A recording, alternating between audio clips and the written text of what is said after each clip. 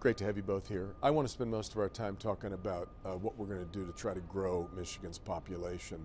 I talked with the co-chairs of the council this past week, John Ricoulter and Shirley Stancato, and before we got to the recommendations, what they felt was important was trying to convey to everyone how much of a crisis moment this is. Does it feel that way to you?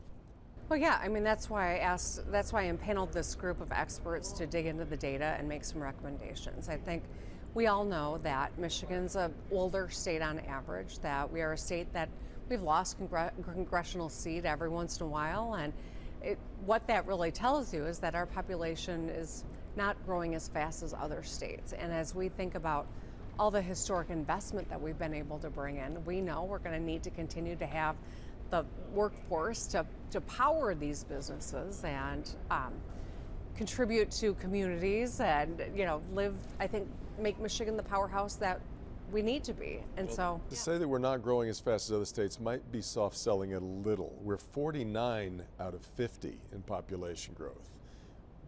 Deeply troubling. So move to the recommendations now, especially with regard to education. It wasn't that long ago that Michigan was considered a top 10 state in education, and now we're more closer to the bottom 10.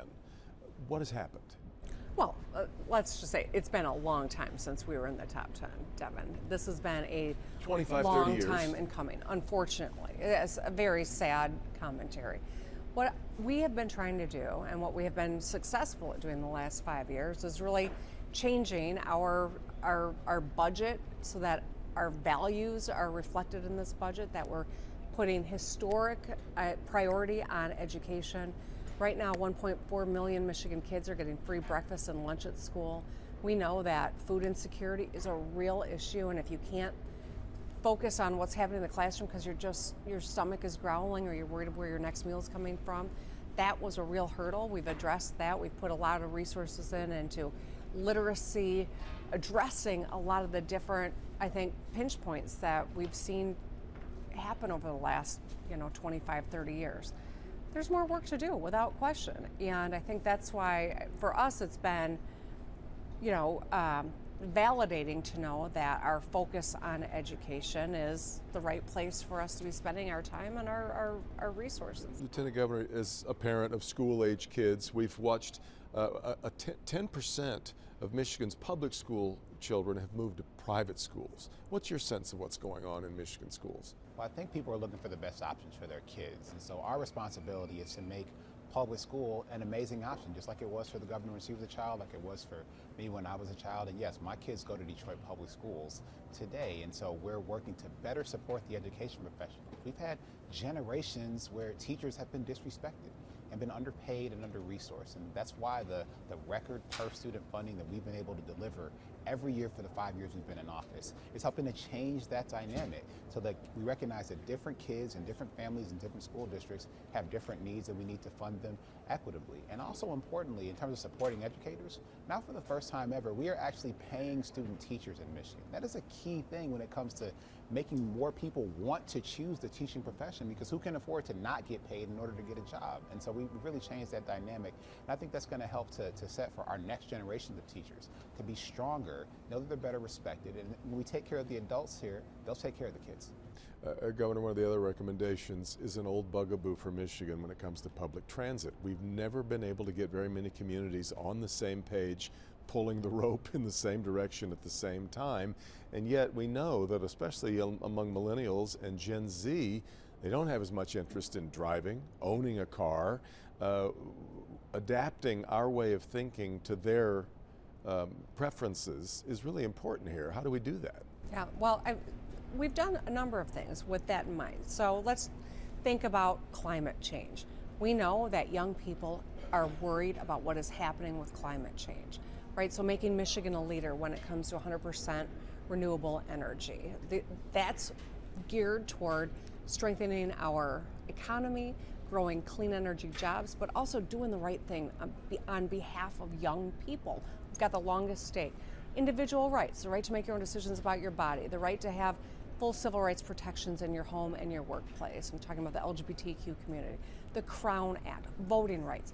These are fundamentals that young people want and need, and I'm proud to say that we've been able to make strides on that. When it comes to transit, in this report, not all of it is going to be the state of Michigan is the entity that's got to make the decision in every front. It is a blueprint, and there are aspects that are going to be very local in nature, aspects that may have some federal implications, and aspects that squarely fall within state government. But this is the work that we need to do. And as we think about what's happening in mobility, maybe there will be autonomous cars that'll make life a lot easier, but a robust transit system, I think, is something that's always made sense and has always been a real need here in Southeast Michigan in particular. You're hearing a lot of criticism from people who believe that your push toward an EV future, both with among customers and drivers, but also among what we expect out of manufacturers and business, is way ahead of where consumers are.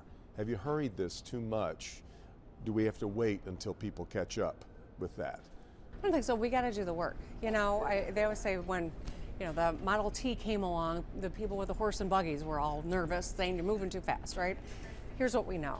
This is an industry that is a linchpin of the Michigan economy. It is an industry that is globally changing. If we want to make sure that we are continually leading in this, we've got to embrace this as well. Does it mean we're going to get rid of all ICE vehicles overnight? No.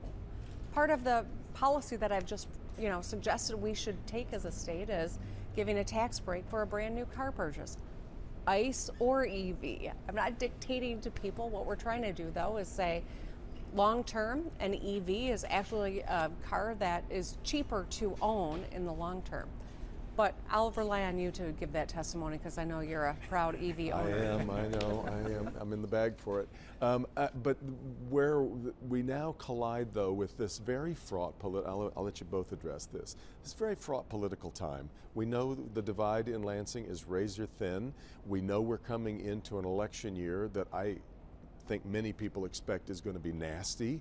And yet we've got to find a way to get everybody on board toward these aims. It was kind of predictable that the first take that I read on social media when this report came out on growing it described it as tax increases. I can't find that in the report, but that's obviously it does talk about investment and where that's going to come from. But talk about, both of you, talk about how do we, first you, Governor, how do we get everybody pulling in the same direction?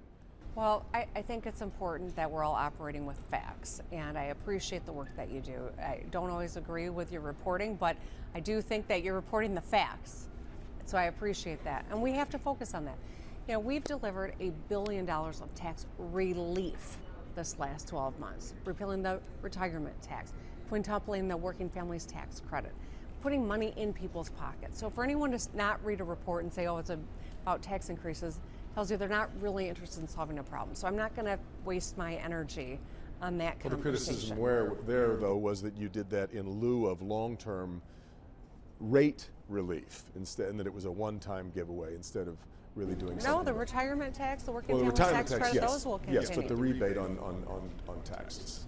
That was one fraction of the big tax relief that we've been able to give to people. But I guess the point is, if Michigan's not growing, if we're not competing and winning, then who are we going to be? What is the state going to look like? We know that in 30, 40 years, the whole world's going to want our fresh water. We know that Michigan will be a place that people will be looking to. We know people out of state are already buying property here so they can be close to the water. We've got to have strategic growth right now so that we don't wait for calamity to happen where we're solving problems. And I think that's why right now this report is really important. The work will not be done in 3 years when my term comes to a close, but I'm hopeful whomever comes after me takes up the mantle and continues this work because it's going to be really important. I think, Governor, your thoughts on this political divide that we have in trying to... Our focus needs to be on the future. It's about making sure that people can see a future for themselves and their success and their families in Michigan. And everything the governor and I have done, whether it was with a Republican legislature or the Democratic majority we've had this year, has been with that focus. And we've shown that we can get things done as long as we work with people who are about solving problems. And ultimately, that's who we need to be continuing to work on. And I think the people of Michigan actually want to see us make progress. They want to see progress on transit. They want to see progress on our climate leadership and growing the clean energy sector. They want to see progress on education and childcare and housing. And on every single one of those issues, we've delivered historic investment and historic opportunities for growth here in the state of Michigan to lay a foundation for that future. And so from my perspective, it's important that we keep our eyes on the prize, and that is a Michigan that is growing, a Michigan that is welcoming. You know, when we look at how our population has grown in the last year, it's grown because of net immigration. And so we need to make sure that Michigan continues to be a safe place for people with ideas from all around the world, just like they've done for generations, can continue to choose the state of Michigan as a place to build their future. And that's what we're going to continue to work on.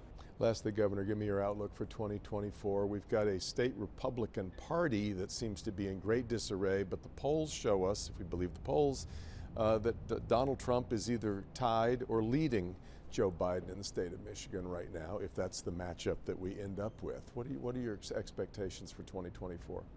Michigan's always going to be a competitive state. And I think at the end of the day, Michigan voters are smart, and they look at the agendas and they vote for the one that they think really is going to make their lives better. And I think President Biden was going to have a compelling story to tell, versus I'm not sure what the agenda is on the other side. Grievance, settling old scores so far. We'll see what happens. All I can say is we're going to stay focused on the fundamentals, because I know when we make people's lives better, whether it's their kids' education, the infrastructure they're driving on, or the job they're going to, that's the most powerful thing we can do to help the American people, the Michigan people, from our perspective where we're focused. And I think that you'll see a compelling argument to be made by President Biden going into next year. Are you worried about what the influence of third-party candidates might be? We're not exactly sure what Robert Kennedy's doing yet. We know that there's the no labels effort is out there. We know Jill Stein, who has had an impact in this state before. What do you think the impact of that could be this year? I think it's unknown, and that gives me concern, yeah. Okay, great. Thank you both. Thank you. Happy holidays. You too.